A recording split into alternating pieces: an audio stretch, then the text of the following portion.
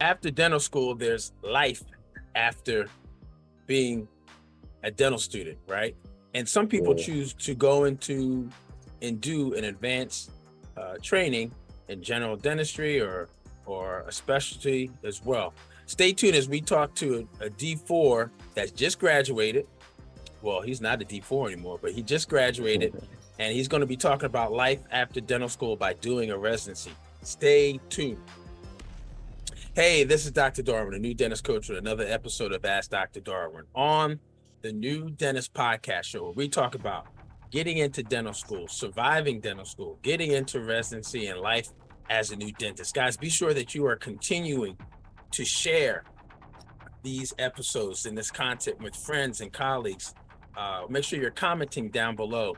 Make sure you're supporting the channel. All right. You can support the channel by subscribing, but also sharing the information and also joining in our membership. And also you can send some cash apps so that we are able to continue to use the resources that produce these episodes on a weekly basis.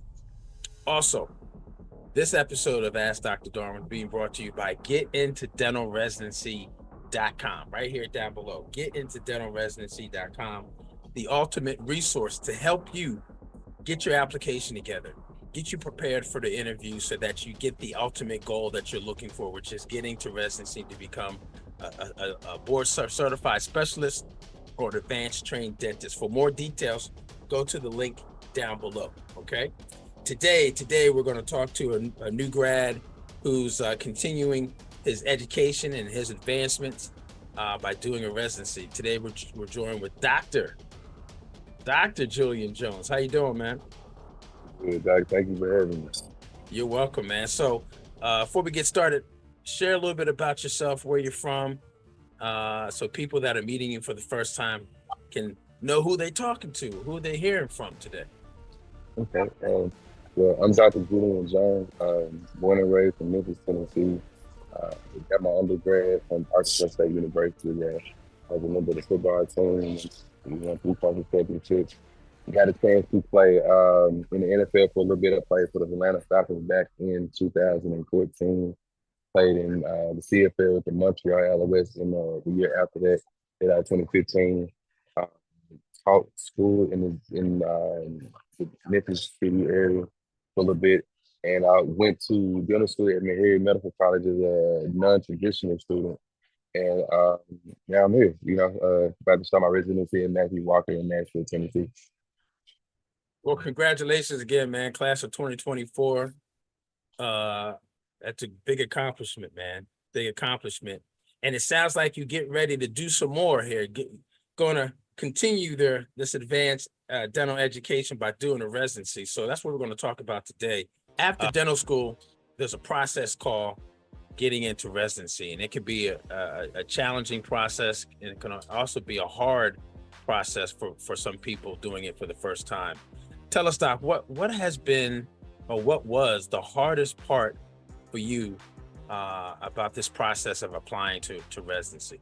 Quite frankly, the hardest part about applying to residency was finding the right one, because you have to kind of find one that kind of fits what you kind of looking for per se, because all residencies aren't built the same.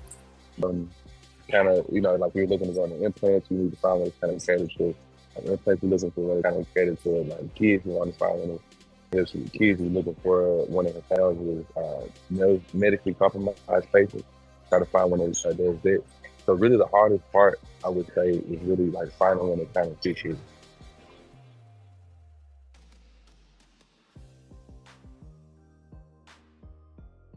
Well, this is the part that people really, really get excited about, because it helps them really navigate the process, but it goes right to the heart of what to do, and that's tips and advice. So, knowing what you know now, the process that you've gone through, from the hardest part of the program of the process, which was, you stated, just figuring out which programs to apply to now being selected after ranking your programs, after having interviews. What are some tips and advice that you want to give and share to the D4s or D3s that are listening right now that are getting ready to go through the same process that you went through this time last year?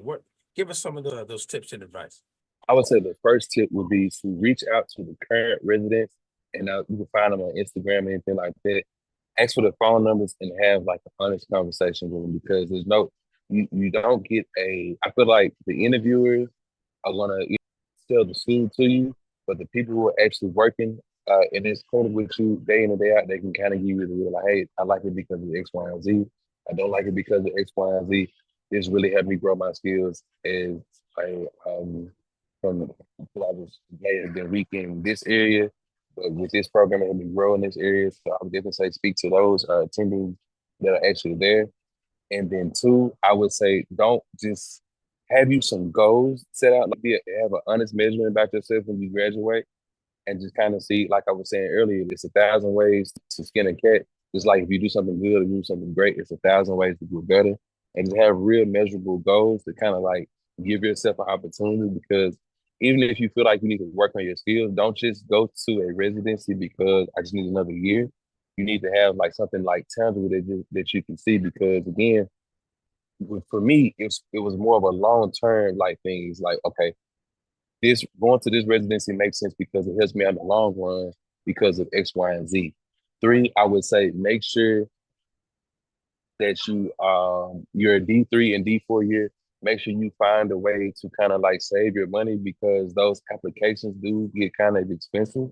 But again, don't let the expense shy you away from applying, because there are a few programs where they might be identical, but because they are identical, you might want to apply to both of them, because once you actually, like I said, you take the steps and talking to people who are actually in that program, and you go on those interviews, you kind of can see what separates them. So like they might look similar on paper, but when you actually see them or talk to people there, you see what the differences are.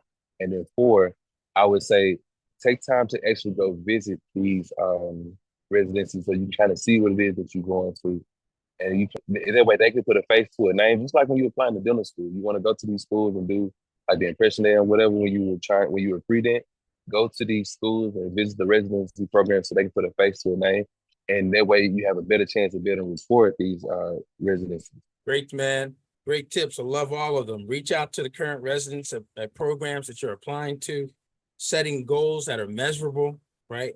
After dental school or while you're finishing up dental school, what goals are you trying to accomplish, both as far as professional development and even more specific to treatment modalities, right? Three, save money, right? It's a process, and it's more so not just a process, but it is an investment. It's a lifelong investment.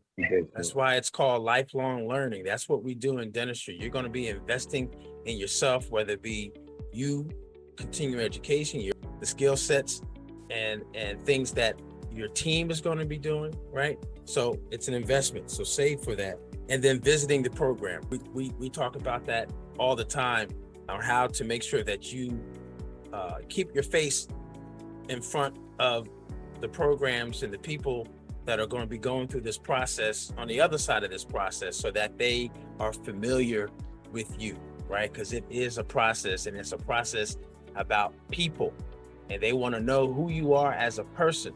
And that can start as early as visiting the programs as you are compiling and procuring your list of residency programs. So some great tips, man. What's the best way for people to contact you if they have questions or they'll just want to reach out to you?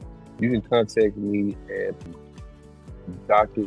J Jones 901 at gmail.com, or you can reach out to me on Instagram. I know everybody's big on social media now. I have a Instagram page, Dr. Jones BDS, or He Who Achieves on Instagram. And I pretty much respond to all my DMs. The best way to contact me, though, would probably be to email me.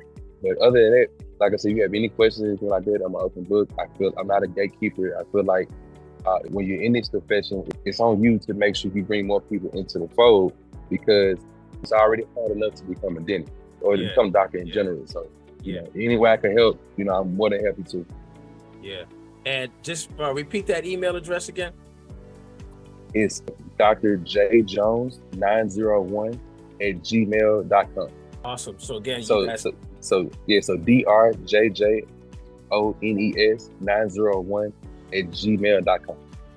sounds good, Doc. Hey, we appreciate you and congratulations. Congratulations for this next phase of your professional development and your career, and also most importantly, your life, right? Yes, yes, sir. And very helpful, some great tips, and thanks for sharing your journey into residency. Now, and gals, we want you to share something else, which is this video that you're getting ready to watch right now. Go to the next video. Go to the next video right now. Go.